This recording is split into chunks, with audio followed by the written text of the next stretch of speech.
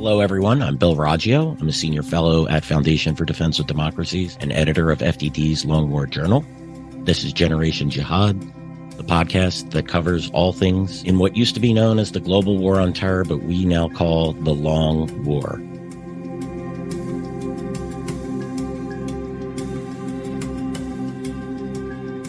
Monday, of course, my co-host is my friend and colleague at FDD and at the Long War Journal, Joe Truzman. Joe is a senior research analyst at FDD's Long War Journal, where he focuses primarily on Palestinian terror groups, Hezbollah, and all things happening in the region.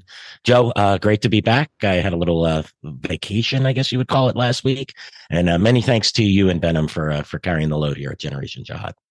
Yeah, Bill, sorry I missed you, but I think things turned out pretty well, not having you there for at least a few days, but happy you're back. Yeah, and I always joke that not only are these terrorists and terror sponsoring states evil, but they're inconsiderate. Of course, Israel, Iran launches an attack on Israel as I'm driving to my location. I just, shaking my head, talking to my wife, going, I could have planned this one. So, but let's get into it. A lot for me to catch up on. I know you're up to date, Joe. Right. Over the weekend, I guess that would be on the 19th. I guess it'd be Friday. The Israelis launched their response to Iran's missile rocket drone attack. That was the week prior. Joe, I'm still reading and trying to figure out what the Israelis did and what the impact was. What happened? Tell us. Right. So there's a lot of different varying reports, right? It just depends who you listen to. You'll say that. Joe, I don't even know if it was a drone attack, if it was a missile attack. Was it? I am still scratching my head on this one. Right. I think we can say that at least a military site was attacked. Some reports say that it was a radar site or a site that belonged to that protects one of Iran's nuclear facilities, and that it was attacked with we could say a drone or a fighter jet. And then there's, again, the various reports, what kind of weapon was used, right? Some say it's a special ballistic missile, an air-launched ballistic missile. Anyway, I do think something was hit. All right. Yeah, that seems clear. It does seem like something was hit. It's just in this day and age of the leaks and, as it's happening, reporting, this is just shocking that we are still scratching our heads at this one. I know, right? It's pretty interesting, especially, the open source information that's available. You can nowadays, which is super interesting, is that generally you can tell when something is happening just by, when I say open source, I mean, it could be anything, right? It's like Twitter, for example, and you can, if certain feeds start popping up, and in the claims you start seeing claims. Anyway, you can tell almost in real time, especially when Iran attacked the Israelis.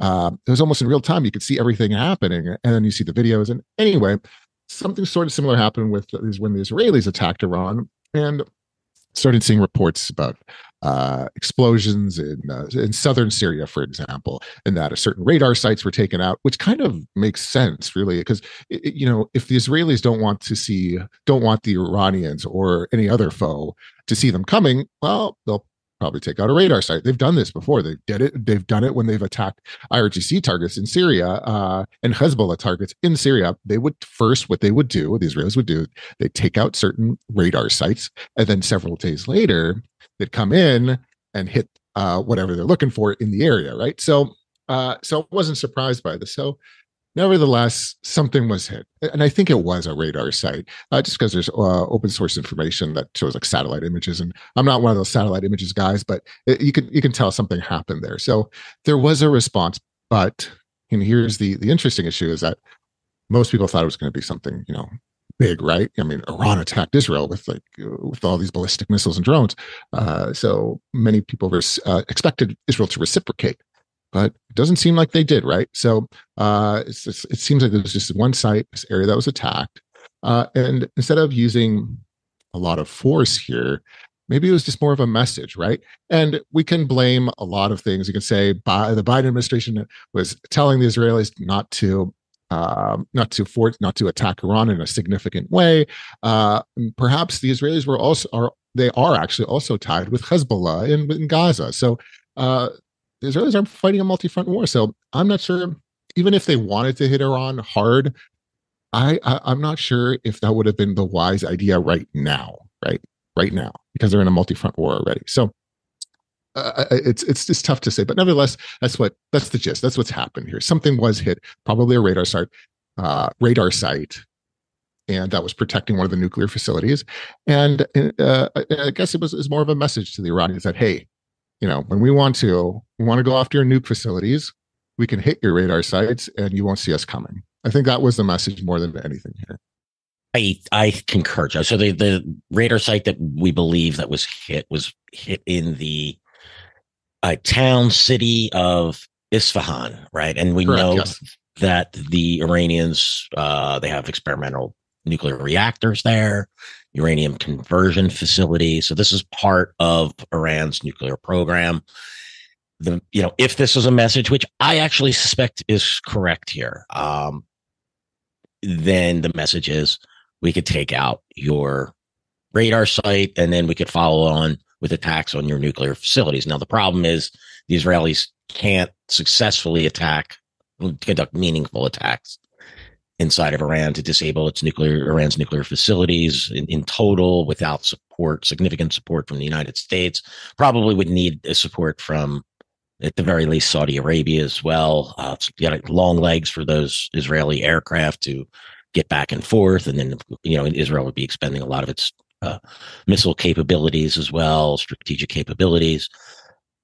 So, yeah, that's what it appears. I guess the question is, was this sufficient? Is this the right response? Now, the Iranians haven't responded. The Iranians seem to have downplayed this attack significantly. And the Iranians do not like attacks on their soil. That is the one thing. This whole exchange, I'm gonna just take a step back because, look, as analysts, as people who watch this, we should admit when we're wrong. And I think I did not expect this response, or I'm sorry, the Iranian response. What I had thought the Iranians would do would escalate along the peripheries, perhaps hit, Israeli diplomatic facilities, up attacks from its proxies, from Hezbollah, from Houthis, Iraqi and Shia militias, things of that nature. And my thought process on that is that the Iranians would fear a response that might receive from Israel, that would receive support from the United States. But I think my misread here was the Iranians were going to have actually calculated that the U.S. would be a restraining influence here. And I definitely think that this, this was as restrained a response as possible. And you're right, Joe. They're fighting right now. They're fighting a front on two wars, or I would argue three. And we'll talk about the West Bank further on in the episode. We could argue that the Israelis accomplished with a handful of missiles what the Iranians couldn't accomplish with, over 300 missiles and drones, right? And there may be validity to that argument. However, is that how the Iranians interpret it? Just as I, didn't get that, predict what the proper Iranian response, or I misread what the Iranians were thinking. Is it possible that we're misreading, or people who are making that argument misreading how the Iranians interpreted it? But what we do know is that as of today, that it seems like we've had a tit and a for tat here, and things have settled back in to its own pace. Now, the question is, going forward, are the Israelis going to go after high-level IRGC members in Syria and in Lebanon and in other countries? That certainly remains to be seen. I think what may have, been the so-called red line here is that the attack occurred either near or in, and this is another, right? Do we even know where that Iranian general, was he killed in the consulate? Was he killed in an annex to the consulate? Was it across the street? We don't really know, but the Iranians themselves certainly, laid down the gauntlet and said that was a bridge too far and conducted their attack on Israel. I do think the Israelis, if I'm in the Middle East and I'm looking at this exchange that was what happened, what I see isn't I would interpret that as a weak response by the Israelis. But, and Joe, you said it, they're fighting a multi-front war here. And it is difficult for them to bring the Iranians into the fray at this point, even though the Iranians are fighting Israel and conducting attacks daily via their proxies. Right. No, you got it right, Bill.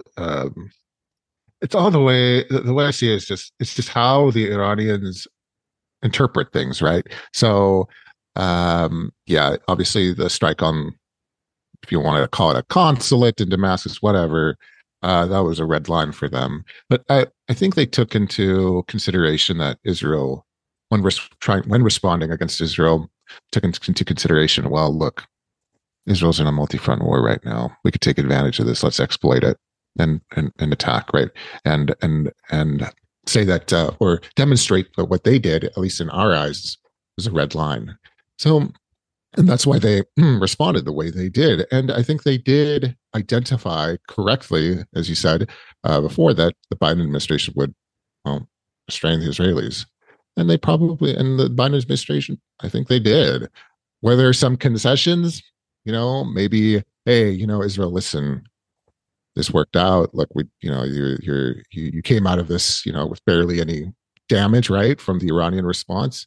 Like Biden said, take the win. I think that's what he told Netanyahu. So they may have said, listen, we may green light. It's okay for you to go into Rafah, right? Who knows? We may.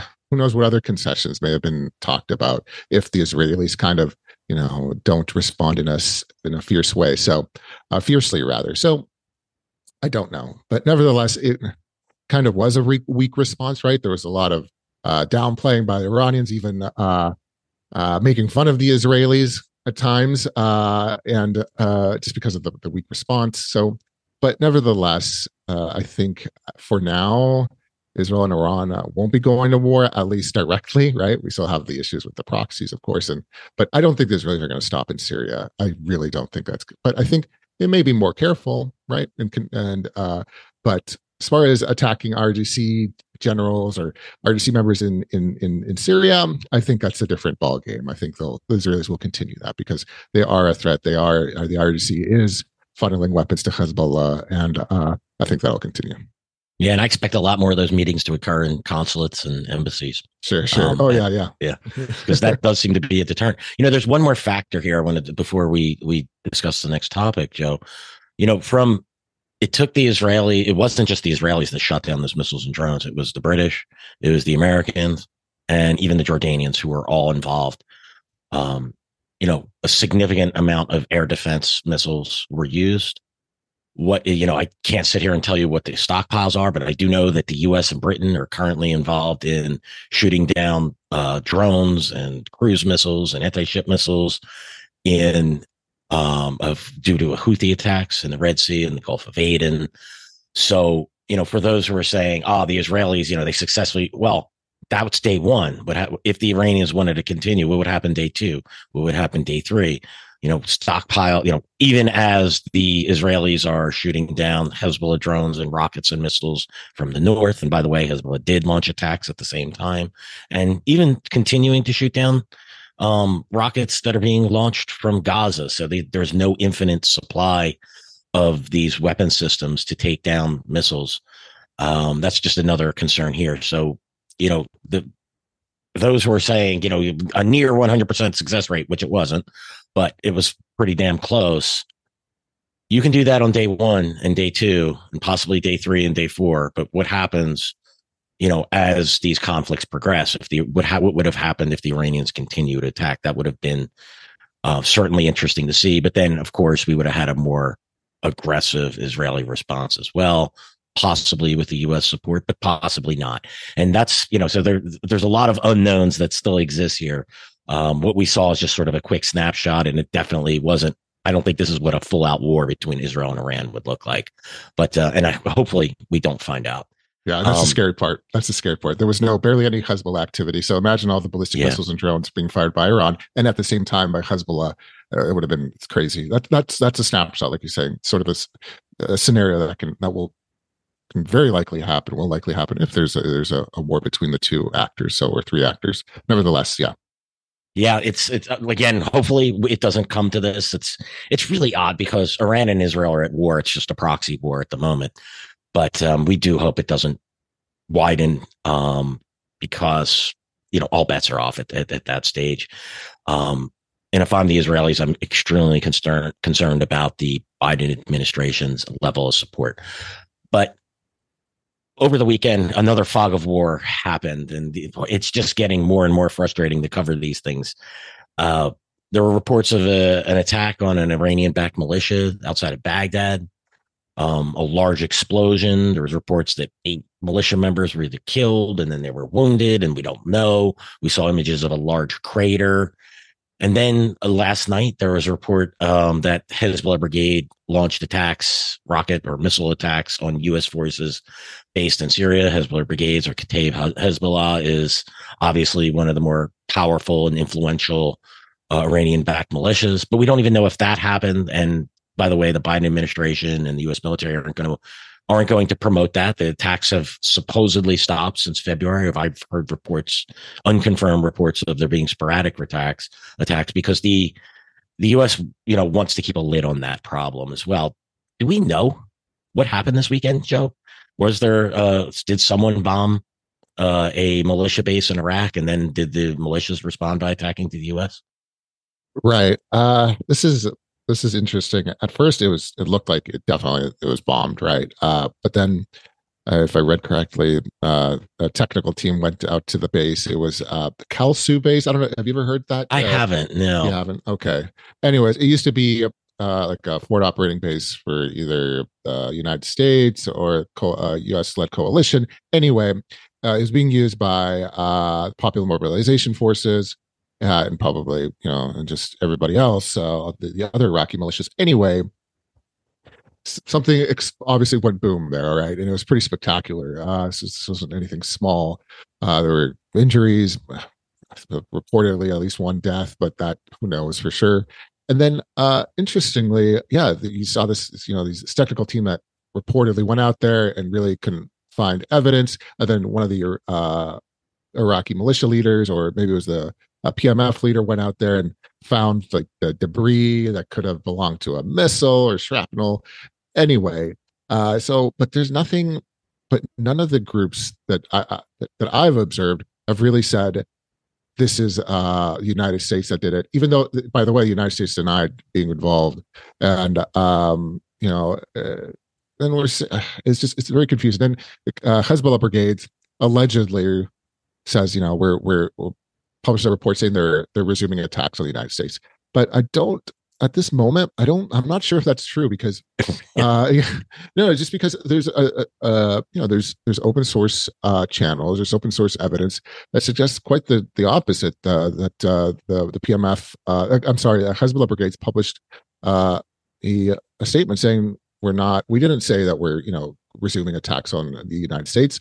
So anything reported, because it was initially reported by Reuters, what the reports in the Reuters is untrue, what they said. So I don't know. And then we hear a base that was attacked just either today or yesterday, an American base. I'm not sure if it was in Syria and Iraq, but so fog of war, right? A lot of, I don't know what's going on here. So it's all very strange. So I don't think any of the militias have said, yes, it's definitely Israel, or something official, right? That they all stand by, that it was Israel that bombed it, and we know that Israel has 100 reasons why they should bomb whatever they bombed, and the United States too, right? So it's tough to say, but yeah, like you said before, I don't think the United States would be involved here, because they've done everything they can to not to de-escalate. That's the word of the year. De-escalate. So if something happened there from a foreign actor, I totally would think it's Israel, right? But I can't say that. I can't prove it. So nevertheless, something happened, but it's just, we don't know how. It's just, you hear one thing, then you hear something else. It's very difficult to say. But I know for a fact that, the United States does not want anything to do with the militias, or having those attacks resume against them. That's for sure. Yeah, here's I believe it was the Iraqi military issued this statement. According to the report I'm looking at, it's a quote: "The Air Defense Command report confirmed through technical efforts and radar detection that there were no drone or fighter jets in the airspace of Babil, which is a province in south of Baghdad, before and during the explosion," end quote. So the Iraqi military is denying it. I even saw a report from someone, I can't remember who the reporter, what the outlet was, where Israeli officials denied. I think when we were chatting over the weekend, my suspicion was that there was some type of possible, work accident or detonation, because when I saw the picture, it was a very large crater. So it didn't look like some type of, say, small, a first person view drone or something like that, or even like a Hellfire type missile. Like it had to be having been on the scene of the aftermath of very large attacks, that crater looked to be large. My guess, if it wasn't a Israel or the US, because who else is going to do it, frankly, um, and the U.S. is openly denying it, then my guess is something large just happened that was in storage, blew up somehow, some way, and that this stuff does happen. So it does. So, I mean, maybe the Islamic State. I mean, they do still operate in Iraq, but no claim, right? We're a couple days out. They certainly would have claimed that. Yeah. So I doubt it. Yeah. But anyway, so that's what it is. It's all confusing, and he said, she said kind of thing. So we don't know right now, really. But something definitely happened. Yeah. Look, I hate to do episodes of what the hell happened here. Right. And we don't really know, but we don't. And these are, as wars like this go on, you get a lot of rumors floating around. Everyone's looking for things that they expect to happen. They expect militias to launch attacks on the U.S. and so something goes bump in the night. And, especially on Twitter, boy, everything, I'm sorry, especially on X, dating myself here. Yeah. Everyone is quick to jump that it's the next Armageddon is occurring. So it's just sort of a caution to just, in these type of wars, I'm just sort of sitting back and just waiting for this information to sort out. And it's not a popular position to take these days, though, Joe. But let's move on. Everyone's familiar with the two major fronts the Israelis are fighting, obviously in Gaza against Hamas and Palestinian Islamic Jihad and other groups. And then there's the northern front with Hezbollah. But we've had, the West Bank. This is the one that we talked about this at the very beginning, Joe, and can continue. What is going on? The West Bank is the real powder keg that we're just waiting for something to happen. And over the weekend, there's some significant activity. Tell us what happened and what are the implications. Right. So, it's not just over the weekend. It's been sure. But it's been a lot over the last few weeks, few months. And then, I mean, this goes back again to 2021, but it's tough to sort out, but I'll just say this. So I'd say in the last couple of months, I'd say what concerns me the most is that since the beginning of, so when, right around when Ramadan started, right before that, actually. So the Israelis, they stopped somebody, they eliminated a would-be suicide bomber, okay, and in the West Bank. And that, it's rare, but it does happen, okay? So one time it happened. So we saw it happen just last month. So, okay. But then there were more, right? There were another one happened I think it was in Jericho. There was they stopped a cell that was planning a bombing attack. So, okay. So I start seeing this pattern beginning. And then on April 7th, I believe, a shooting attack occurred in the West Bank. I can't remember. I think it's Kalkilia, but I can't remember exactly. But anyway, a shooting attack happened, and 2 people were injured. Palestinian terrorists shot 2 people, and in his car, I don't believe they caught him, but in his car was a large bomb. Okay, and okay, so another incident involving explosive. And yesterday, Hamas published a statement and video claiming responsibility for that April 7th shooting.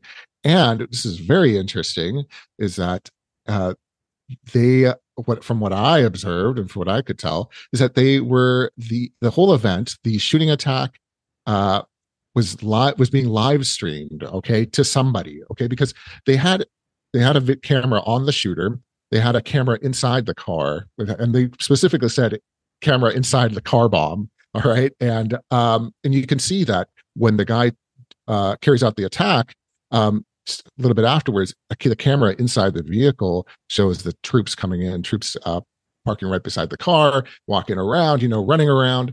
And while Hamas didn't say it, I suspect that car bomb was supposed to go off when those troops arrived. That's what makes sense to me. But it didn't go off. Maybe there was a technical reason, who knows. Anyways, subsequently, the IDF destroyed that vehicle. my sense is that now we're seeing this gradual escalation. It's been so small, like it's taken a long period of time, right? In 2021, it started with guns, right? A little bit of IDs.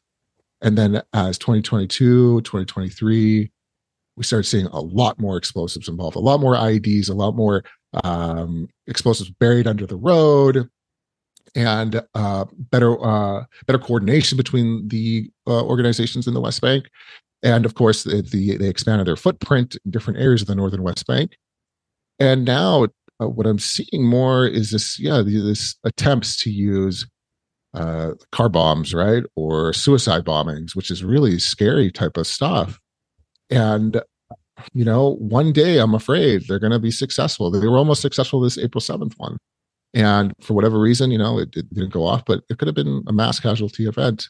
And a lot of this is being fueled by or supported by Iran. And they haven't been shy about saying that. They're supporting with these groups with funds and transferring arms, smuggling arms, and taking advantage of criminal elements in Israel, right? And who have stolen guns from IDF bases. So there's a lot going on there, and it's a powder keg. It really is. I'm just waiting for that one day for something to happen, and it's a daily thing. I can't stress that enough. This is daily. Crazy stuff is going on there as far as shootings or like what I just described. So eventually, the Israelis are going to have to turn to the West Bank when they're done with Gaza. I'm sorry, and I've been saying this for a long time now, because these daily operations that they're doing, they're counterterrorism operations. It's just managing. Eventually, they're going to have to do it because the Palestinian authorities, they ain't doing nearly as much as they should. They'll do some raids against some Islamic Jihad guys and maybe Hamas, but at the end of the day, it's not nearly enough to stop these guys. And so it's forcing the Israelis to do something, but that's not even enough too. Israelis, I think they're afraid to go in there for several reasons. When I say afraid, I'm more like concerned because they're already tied in with Gaza, Lebanon, and other arenas.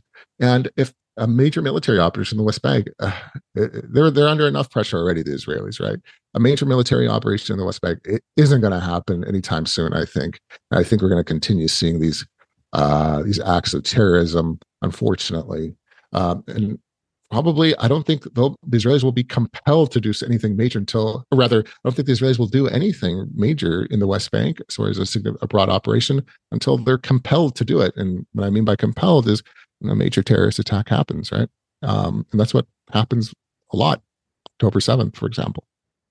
Yeah, when you say the Israelis are afraid to light the match, I think is or to be perceived to light the match, and I really think that's what's going on. This is the one, given how settled there's Israeli portions of the West Bank, and there's enclaves of each.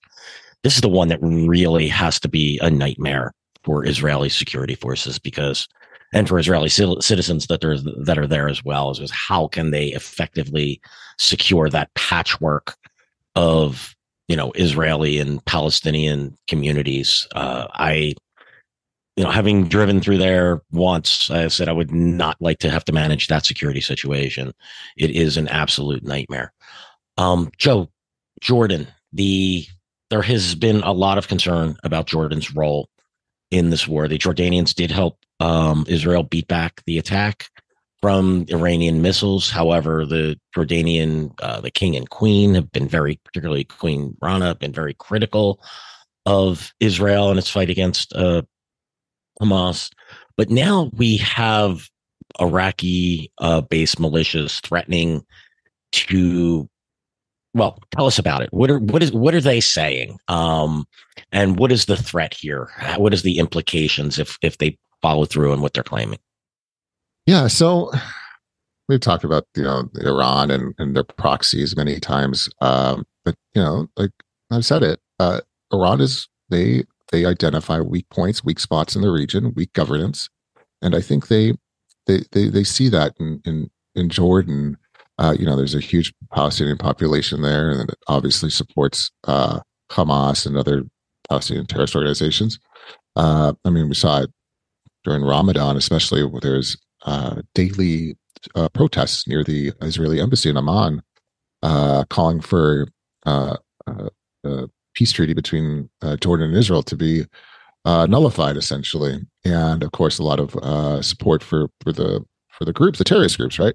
Palestinian terrorist groups. So I think Iran, through its militias, Iraqi militias, are somewhat, kind of flexing their muscles and attempting to subvert or undermine Jordan's security. Right now, what I mean by that is that there's been, I think, credible reporting of Iran using Jordan as a means to smuggle arms to Palestinian terrorist groups in the West Bank. And some of them advanced arms, like stuff you don't see in the West Bank, RPGs, claymore mines, and different types of mines, and other weapons, right? But also, I think this is very interesting, is that, and we covered it on a piece in Long War Journal recently, is that Iraqi militias are trying to foment violence in Jordan against the Israelis, right? So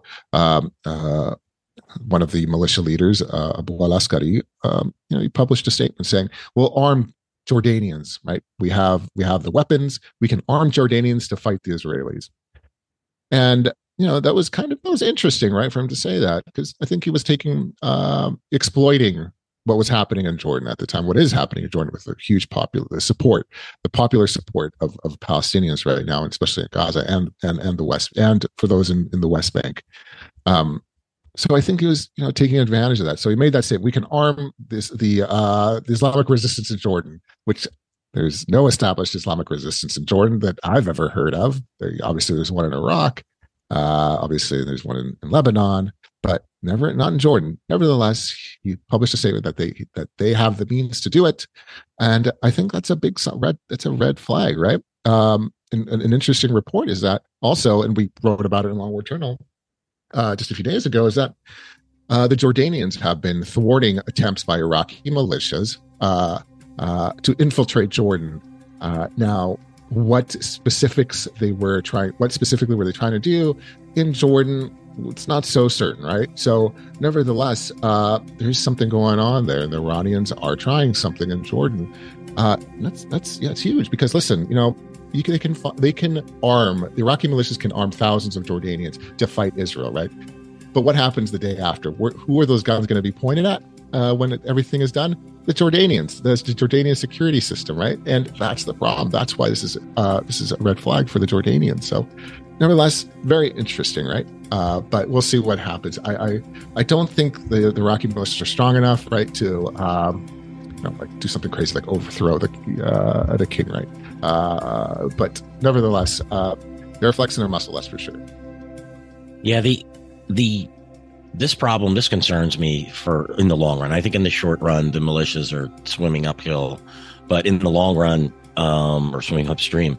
But in the long run, it's the Jordanian government. There's a lot, and as this war continues, there's going to be a lot of anger and a lot of Jordanians who are going to be sympathetic to the message. And you're absolutely right, Joe. What happens next? Do they point those guns at the Jordanian government? That would be the absolute worst outcome of all of the things that could happen. That might be one of the worst things that could happen for the Israeli people, because whatever problems Jordan has been of late, they certainly keep a lid on that problem and do a adequate job of securing the border, preventing smuggling of weapons and whatnot. If there is a civil war, or the government is overthrown, it's all bets for what happens into the West Bank, because Jordan is the gateway to the West Bank, and that's where my concern lies. Well, Joe, thanks a lot for giving us a quick update here today on Generation Jihad. It's always a pleasure to get you on Monday and run a show with you. Oh, yeah, absolutely. Things are definitely evolving pretty quickly day by day here. So we'll see what we can talk about next time I'm on. Yep, absolutely. It's never a dearth of topics. We just try to pick the top 4 or 5. Thanks again, Joe. And thanks to everyone for listening to today's episode of Generation Jihad. Just a reminder, you can listen to us on YouTube, Apple, Spotify, and anywhere else you listen to podcasts. Please subscribe to Generation Jihad and leave us a review, preferably a positive one, but only if we earned it. Thanks again, and we'll see you all again real soon.